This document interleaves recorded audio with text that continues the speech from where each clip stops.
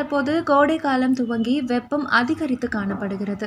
இந்த நிலையில் பொதுமக்களின் தாகத்தை தீர்க்கும் வகையில் தமிழகம் முழுவதும் அதிமுக கழகத்தின் சார்பாக நீர்மோர் பந்தல் அமைக்கப்பட்டு வருகின்றன. அதன் ஒரு பகுதியாக திருவண்ணாமலை மாவட்டம் மங்கலம் பகுதியில் பொதுமக்களுக்கு கோடைக்கால நீர்மோர் பந்தல் துரிஞ்சாபுரம் கிழக்கு ஒன்றிய செயலாளர் ஜெயபிரகாஷ் தலைமையில் அமைக்கப்பட்டது. இதனை திருவண்ணாமலை கிழக்கு மாவட்ட செயலாளர் எஸ். ராமச்சந்திரன் கலந்து கொண்டு ரிப்பன் வெட்டி பொதுமக்களின் பயன்பாட்டிற்கு திறந்து வைத்தார். பொதுமக்களுக்கு குளிர்ச்சியான திராட்சை, ஆப்பிள், ஆரஞ்சு, தர்பூசணி, இளநீர், மோர் உள்ளிட்ட பொருட்களும் வழங்கப்பட்டது.